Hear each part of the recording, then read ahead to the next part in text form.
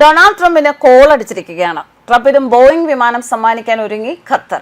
US സർക്കാരിന് ലഭിക്കുന്ന ഏറ്റവും വില കൂടിയ സമ്മാനങ്ങളിൽ ഒന്നായി ഇത് മാറും. US പ്രസിഡന്റ് ഡൊണാൾഡ് ട്രംപിന് ഖത്തർ ഭരിക്കുന്ന രാജകുടുംബത്തിന്റെ പാരിതോഷികമായിട്ടാണ് ആഡംബര വിമാനം ലഭിക്കുന്നത്.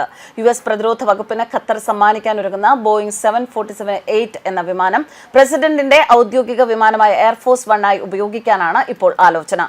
ഇതിന്റെ നിയമവശങ്ങൾ പഠിച്ചുകൊണ്ടിരിക്കുകയാണ് എന്ന് വൈറ്റ് ഹൌസ് വക്താവ് കാരലിൻ ലെവിറ്റ് അറിയിച്ചു. പുതിയ ബോയിംഗ് 747-8 വിമാനത്തിന് ഏകദേശം $40 കോടി വില. ഖത്തർ വിമാനം വൈറ്റ് ഹൌസ് സ്വീകരിച്ചാൽ US സർക്കാരിന് ലഭിച്ചിട്ടുള്ള വില കൂടിയ പാരിതോഷിക ഒന്നായി ഇത് മാറുമെന്നും അറിയുന്നു. ഇസ്രയേൽ ഹമാസ് വെടിനിർത്തൽ ചർച്ചകളിൽ മധ്യസ്ഥത വഹിക്കുന്നത് ഉൾപ്പെടെ ഖത്തറുമായി US വളരെ അടുത്ത ബന്ധമാണ്.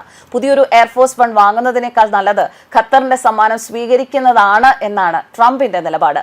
ഈ വിമാനം പ്രസിഡന്റ് പദവി ഒഴിഞ്ഞതിനു ശേഷം താൻ ഉപയോഗിക്കില്ല എന്നും ട്രംപ് പറയുന്നുണ്ട്.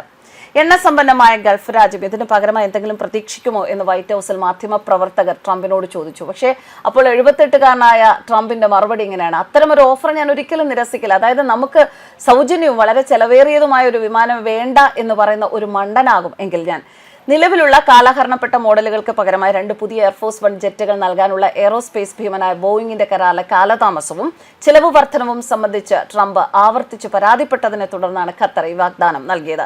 പ്രസിഡന്റ് സ്ഥാനം രാജിവെച്ച ശേഷം വ്യക്തിപരമായി ജെറ്റ് ഉപയോഗിക്കുമോ എന്ന ചോദ്യം ഉയർന്നപ്പോൾ വളരെ ദേഷ്യത്തോടെയാണ് ട്രംപ് മറുപടി നൽകി. ഇങ്ങനെ ഒരു ചോദ്യം ചോദിച്ചതിൽ റിപ്പോർട്ടറോട് ട്രംപ് രോഷാകുലനായി. ആ ചോദ്യം ചോദിക്കുന്നതിൽ നിങ്ങൾക്ക് നാണമില്ലേ? ട്രംപ് ഒരു റിപ്പോർട്ടറോട് ചോദിച്ചു. അവർ ഞങ്ങൾക്ക് സൗജന്യ ജെറ്റ് നൽകുന്നു, എനിക്ക് പറയാൻ കഴിയും വേണ്ട വേണ്ട ഞങ്ങൾക്ക് തരരുത്, നിങ്ങൾ ഞങ്ങൾക്ക് അതിന് പകരം അതിന് തത്തുല്യമായ തുക തരണമെന്ന് എനിക്ക് പറയാൻ സാധിക്കും.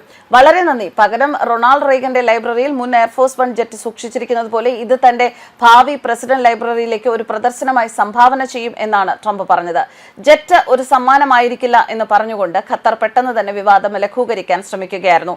താൽക്കാലിക ഉപയോഗത്തിനായി ഒരു വിമാനം എയർഫോഴ്സ് 1 ആയി മാറുന്നത് ഖത്തർ പ്രതിരോധ മന്ത്രാലയവും US പ്രതിരോധ വകുപ്പും തമ്മിൽ പരിഗണനയിലാണ് എന്ന് വാഷിംഗ്ടണിലെ ഖത്തർ മീഡിയ അറ്റാഷെ അലി അൽ അൻസാരി പറഞ്ഞു. എന്നാലും ഏതെങ്കിലും രാജാവിൽ നിന്നോ രാജകുമാരനിൽ നിന്നോ വിദേശ രാഷ്ട്രത്തിൽ നിന്നോ സമ്മാനങ്ങൾ സ്വീകരിക്കുന്നതിൽ നിന്ന് സർക്കാർ ഉദ്യോഗസ്ഥരെ US ഭരണഘടന വിലക്കുന്നതിനാൽ ഈ പദ്ധതി പ്രധാനപ്പെട്ട ധാർമ്മിക ചോദ്യങ്ങൾ ഉയർത്തിയിട്ടുണ്ട്. ഒരു വിദേശ ശക്തി സംഭാവന ചെയ്ത വിമാനം അതീവ സെൻസിറ്റീവ് എയർഫോഴ്സ് 1 ആയി ഉപയോഗിക്കുന്നതിനെ കുറിച്ചും കടുത്ത സുരക്ഷാ ആശങ്കകൾ ഉയർത്തിയിട്ടുണ്ട്. അമേരിക്കയിൽ ആക്രമണം ഉണ്ടായാൽ പ്രസിഡന്റിന് വേണ്ടിയുള്ള ഒരു മൊബൈൽ കമാൻഡ് സെന്ററായി പ്രവർത്തിക്കുന്നതിനാണ് ഈ ജെറ്റ് രൂപകൽപ്പന ചെയ്തിരിക്കുന്നത്.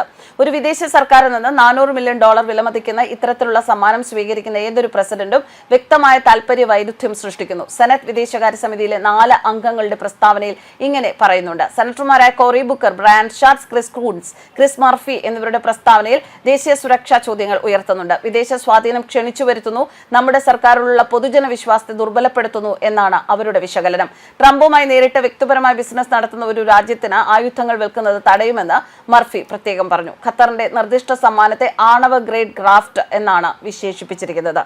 News desk karmas.